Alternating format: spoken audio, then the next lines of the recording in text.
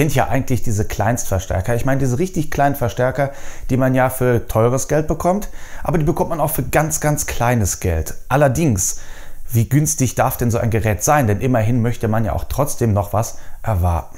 Darüber reden wir mal in diesem Video. Und zwar hat der Hersteller Noob Sound bei Daug Audio mir einen seiner kleinen Verstärker oder Maschinchen zukommen lassen. Darüber reden wir mal und mal gucken, was man hier so erwarten kann. Wir haben hier erstmal ein nettes Design und ein Mäusekino hat es auch noch. Also bleibt dran, viel Spaß dabei. Euer Speaker Schocker.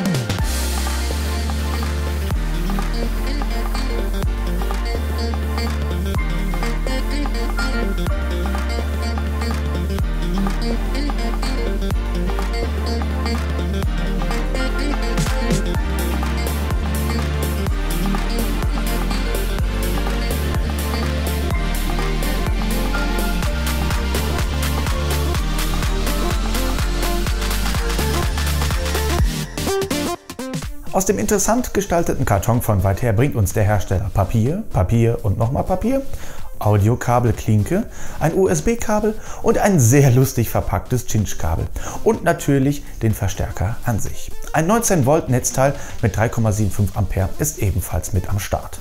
Wenn man sich dieses süße Kerlchen dann zum ersten Mal anguckt, dann muss man ja doch schon ein bisschen schmunzeln. Das gesamte Gerät ist wirklich winzig, passt locker in einer Hand. Das Gerät hat eine Breite von 88 mm, eine Tiefe von 80 mm und eine Höhe von 55 mm. Und das Ganze bringt ein Gewicht so viel auf die Waage wie eine gute Taschenlampe, ein Smartphone oder halt 280 Gramm. Das ist wirklich wenig.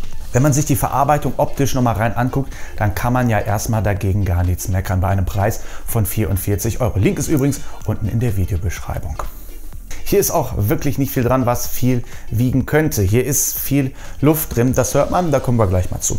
Das Gehäuse besteht ja außenrum aus einer sehr dünnen Schicht von Metall und der Rest ist einfach Kunststoff. Sehr schön finde ich allerdings die Front. Die ist verspiegelt. Okay, der eine oder andere sagt, nee, ist nicht meins, aber ich finde, es sieht mal ganz anders aus. Auf der Front befinden sich auch direkt schon ein paar Anschlüsse, und zwar für den Kopfhörer, einen Line-In-Eingang und sogar ein USB-Anschluss ist auch noch vorhanden. Auf der Oberseite haben wir dann zwei Knöpfe. Einmal den Multifunktionsbutton und den Ein- und Ausschalter. Über den Multifunktionsbutton können wir die jeweilige Art, wie wir die Musik einspeisen, auswählen. Wir können dabei zwischen dem vorderen Eingang, den hinteren Eingang und via Bluetooth entscheiden. Das Ganze wird uns noch über eine LED signalisiert. Die minimalste und die maximale Lautstärke wird ebenfalls nur über eine LED signalisiert. Denn einen Anschlag hat dieser Regler nicht. Er ist gerastet, das ist in Ordnung, passt soweit. Blöd ist allerdings, hört man jetzt Musik auf volle Granate, macht das Gerät dann aus, vergisst dann irgendwie, oh, ich habe ja Musik volle Kanne gehört, macht das Gerät dann abends an, dann bollert das direkt wieder so los, wie man es verlassen hat. Also man müsste am besten, bevor man aufhört Musik zu hören, die Lautstärke wieder runterregeln. Doch, wenn man dann hier mal ein paar Knöpfchen drückt, beziehungsweise die zwei, die da sind, dann hört man doch schon, oh,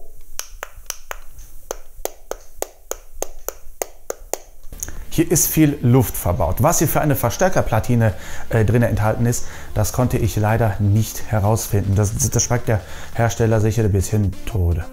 Eine Leistung wird hier maximal von 100 Watt angegeben, wenn wir das Ganze hier mit einem 24 Volt Netzteil betreiben. Auf der Rückseite befinden sich dann natürlich der Cinch bzw. RCA-Eingang, der Stromeingang fürs Netzteil und 4 drehbare Lautsprecherklemmen.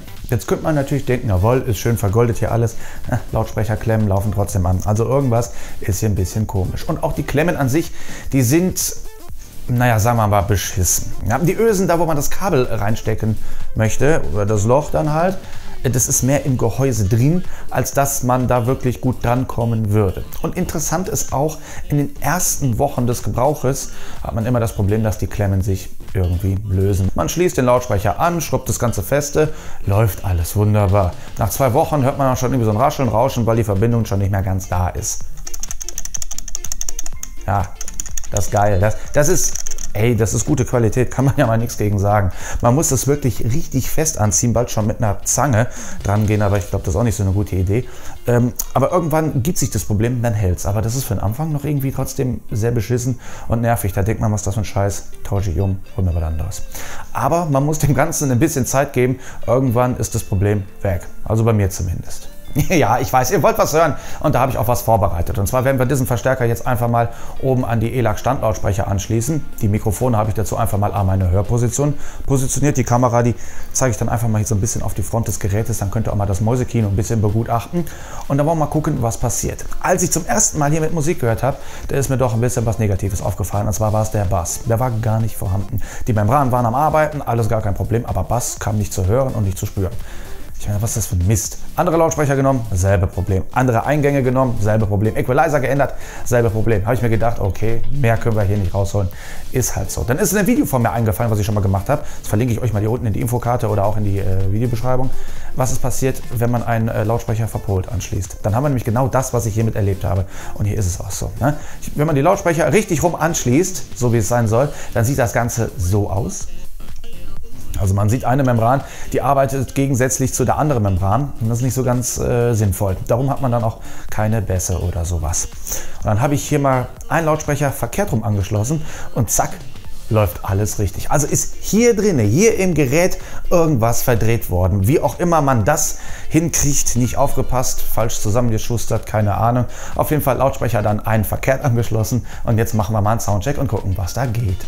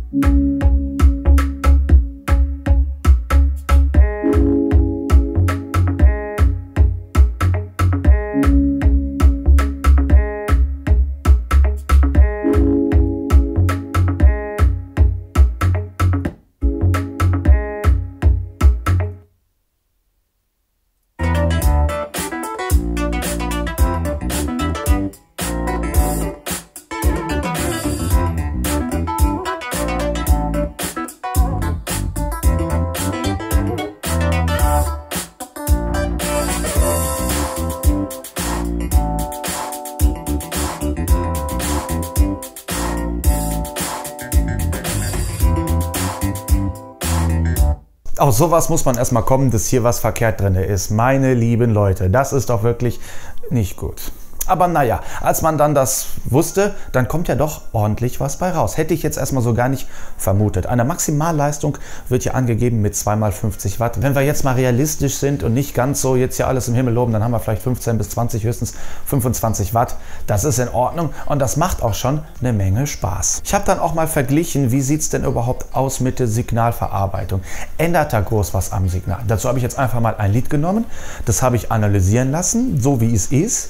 Und dann habe ich das gesamte Lied einfach mal hier durchlaufen lassen, das aufgenommen, nochmal analysieren lassen und gucken dann mal, was hier für ein Unterschied ist. Und man sieht, es ist ziemlich wenig passiert. Im Bassbereich sieht man, dass er so bei 150, 160 Hertz eine kleine Erhöhung hat, aber das ist nicht Dramatisches. Das ist wirklich nichts Dramatisches. Man sieht aber auch hier in den Höhen oder sowas, dass er hier wirklich das Signal eigentlich nur verstärkt und es weitestgehend wirklich in Ruhe lässt. Und das finde ich ist eine interessante Sache bei so einem Gerät für so einen kleinen Preis. Dann haben wir hier sogar noch ein bisschen Leistung drin. Finde ich richtig gut. Was ich allerdings richtig scheiße finde, da können wir den Kopfhöreranschluss auch direkt weglassen, weil der taugt nämlich wirklich mal gar nichts. Ja, schließt er an, kommt zwar was rum, kann man mal machen, hört sich aber flach an, kein Bass, kein gar nichts. Jedes normale Smartphone hat einen besseren Kopfhörerausgang als dieses Gerät. Und der Klang allgemein, habe ich jetzt schon mal was gesagt, aber ja, wenn man jetzt Musik hört, ist das was anderes. Wenn man Musik anhört, ist das aber schon wieder was ganz anderes.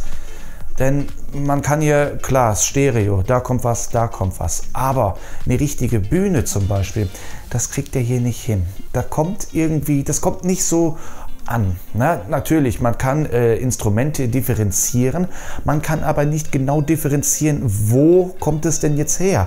Ist es jetzt hier links neben dem Sänger oder ist es weiter hinten oder weiter vorne? Das geht hiermit leider nicht. Die Bühne, die er hier erzeugt, klanglich, die ist sehr gering, sehr klein. Aber okay, ist okay. Ich meine, wenn man die heutige Musik aus dem Radio hört, dann ist das ja allemal gerecht, was hier rauskommt. Das passt wunderbar für den Schreibtisch, für den Computer. YouTube, Ast rein, läuft wunderbar. Und für sowas ist es, glaube ich, auch gedacht. Denn wenn man sich mal die Bewertung auf YouTube oder beziehungsweise bei Amazon ansieht, dann ist die relativ gut. Und ich denke, das kommt von den Leuten, die einfach ein kleines Gerät haben möchten, was einfach zu bedienen ist, was leicht funktioniert, was zuverlässig ist.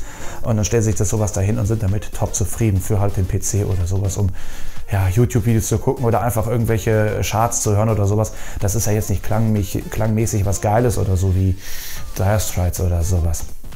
Und dann tut es das Gerät hier auf jeden Fall alle Male. Hat euch das Video gefallen? Dann lasst mir doch gerne mal einen Daumen da. Und was haltet ihr von so einem kleinen Gerät? Ich meine, der kostet jetzt 44 €. Ist jetzt nicht ganz das Geilste. Wenn ich da überlege, ich habe schon mal einen anderen getestet, auch so ein schaltender Verstärker Class D in Stufe, der hat 66 € gekostet und das sind 22 € mehr. Und diese 22 € mehr, die sind im Mehrwert viel mehr als die einfachen 22 €. Denn was bei 66 €, was man da dann geboten kommt, das ist dann schon wieder eine andere Hausnummer. Die Verarbeitung ist schon mal besser. Und der Klang, das ist natürlich wichtiger, der ist nochmal eine ganze Ecke besser. Da haben wir dann auch eine Bühne. Zwar kann man das jetzt nicht mit einem High-End-Verstärker vergleichen, um Gottes Willen, aber das ist auf jeden Fall schon mal was ja, Hochwertigeres. Darum kann ich hier jetzt sagen, ja, ist okay, kann man machen. Richtig geil, da fehlt ihm hier was. Das ist erstmal hier die Verarbeitung. Das ist okay. Das ist auch wahrscheinlich designmäßig nicht anders lösbar, sonst hätte man hier das Mäusekino hier, die VO-Meter, nicht so machen können. Designmäßig ist das schon mal eine interessante Sache. Muss man natürlich mögen. Ich finde es erstmal so gar nicht schlecht, wenn es auf dem Tisch steht. Und dann, wenn man den anmacht und dann hat man dann das VO-Meter da leuchten, das sieht auf jeden Fall schon mal nett aus und sieht nicht so langweilig aus wie bei anderen Modellen. Vielleicht ist er ja was für meine nächste Urlaubsreise. Ich bedanke mich jetzt erstmal beim Zusehen bei euch allen und wenn euch das Video gefallen hat, dann lasst ihr doch gerne einen Daumen nach oben da, da würde ich mich sehr drüber freuen. Als nächstes kommt dann mal ein Video, was ich schon mal angeteasert habe, was aber ein bisschen im Hintergrund gekommen ist, und zwar geht es um zwei Bluetooth-Lautsprecher. Bluetooth! Und zwar einen teuren und einen günstigen, fast schon billigen. Die sind von der Aufmachung aber sehr ähnlich, dass man bald schon von Nachmache sprechen kann. Der eine oder andere weiß sicher, worum es geht. Also wenn du das nicht verpassen willst, dann lass doch einfach ein Abo da. Das kostet nicht, tut auch nicht weh. Und dann würde ich sagen, bleibt mir gesund und munter, dann sehen wir uns das nächste Mal auch wieder. Da würde ich mich sehr drüber freuen. Macht's gut, euer Speaker Schocker. Tschüss.